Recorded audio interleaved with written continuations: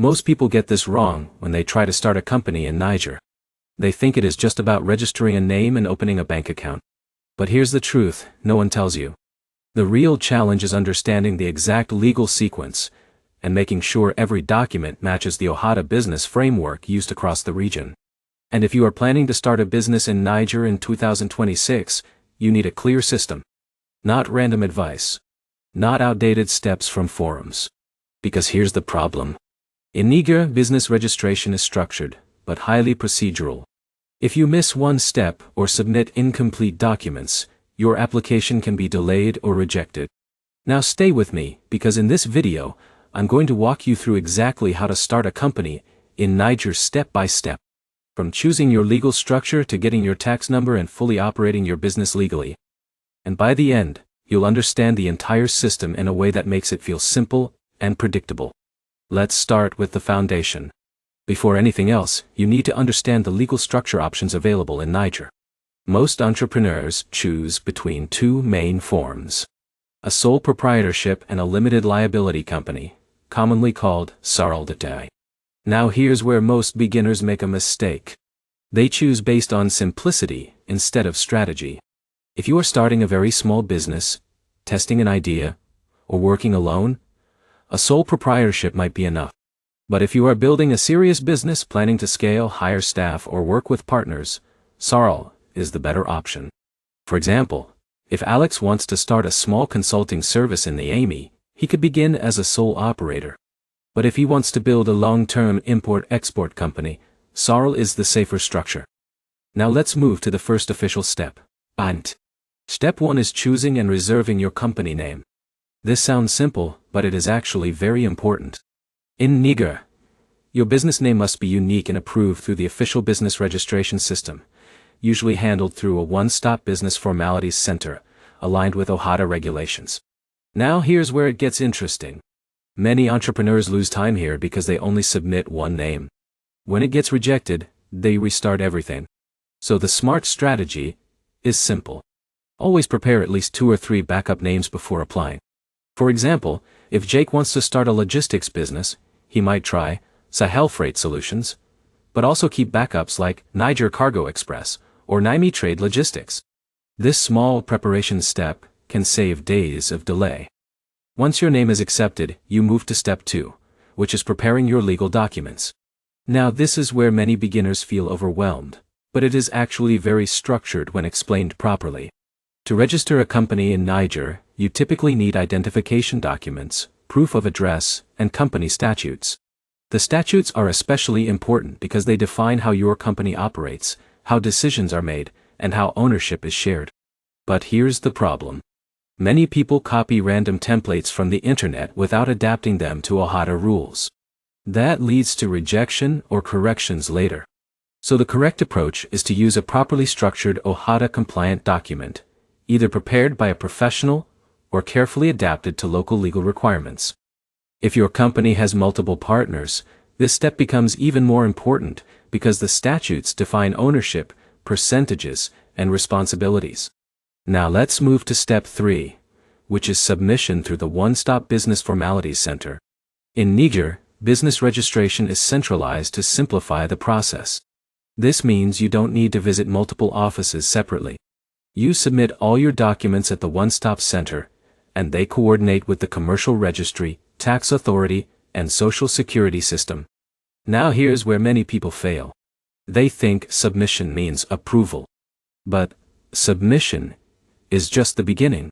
Your documents are reviewed, verified, and sometimes returned for correction.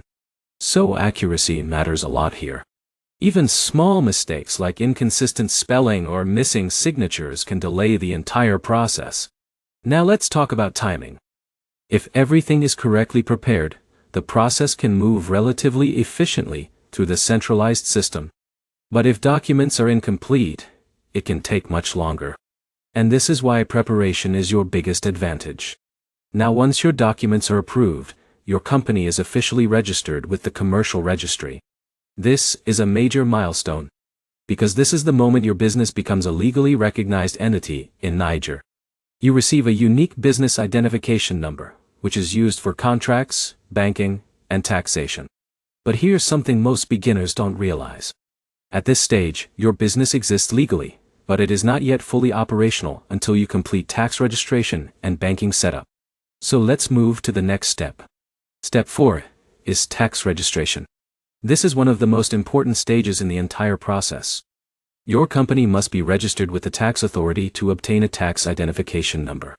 This number is required for issuing invoices, filing taxes, and operating legally in the formal economy.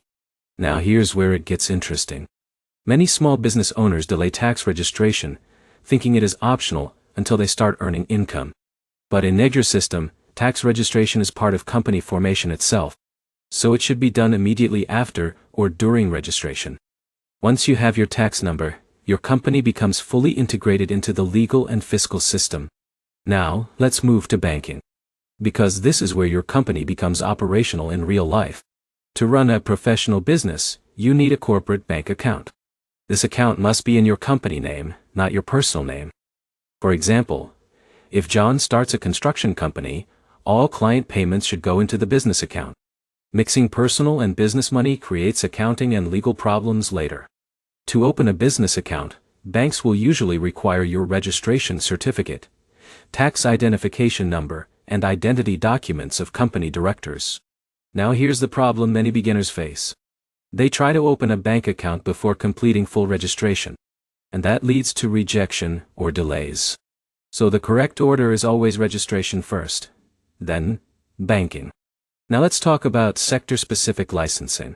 Not every business needs extra licenses, but some industries do. If you are in import-export, transportation, food production, construction, healthcare, or financial services, you may need additional approvals from regulatory authorities. This is where many entrepreneurs get confused because they assume registration alone is enough. But here's the truth. Company registration gives you legal identity. Sector licenses give you permission to operate in specific industries. So if Alex is starting a food distribution business in Miami, he may need health and safety approval in addition to standard registration. Now let's talk about costs in a realistic way. The cost of starting a company in Niger depends on structure, documentation, and whether you use professional assistance. A sole proprietorship is generally cheaper. A SARL costs more due to legal documentation and administrative procedures. But here's the key insight. The real cost is not just money. It is mistakes. Because errors lead to delays, resubmissions, and additional expenses. Now let's move to timeline. If everything is properly prepared, the process can be completed efficiently through the centralized system. But incomplete documents or errors can significantly extend the timeline. And this is where most people lose momentum. So the strategy is simple. Prepare everything before submission. Do not rush the process. Now let's talk about something most guides ignore completely. Post-registration compliance. Because registering your company is just the beginning. You must maintain tax obligations, update company information if changes occur, and follow reporting requirements depending on your structure. Now here's where it gets interesting. Many entrepreneurs focus only on starting the business, not maintaining it. And that becomes a problem when they want to expand, get loans, or attract investors. So think long-term from the beginning. Now let's bring everything together. Starting a company in Niger follows a clear structure. You choose your legal form, reserve your business name, prepare compliant documents, submit through the one-stop center, obtain your registration certificate, register for taxes, open a corporate bank account, and complete any required sector licenses. That is the full system. And if you follow it correctly, you avoid most of the common mistakes that slow down new entrepreneurs. Now here is the final insight. Business registration success is not about speed. It is about accuracy and preparation. If you get those two things right, the process becomes smooth and predictable. So take your time, prepare properly, and follow each step carefully. To summarize, starting a company in Niger in 2026 is a structured process. Choose your structure, reserve your name, prepare legal documents, register through the official system, obtain your tax number, open your business bank account, and secure any necessary licenses. Once that is done, your company is fully operational and ready to grow legally. If you found this guide helpful, make sure to like, comment with the next country you want explained, and subscribe for more step-by-step business breakdowns like this.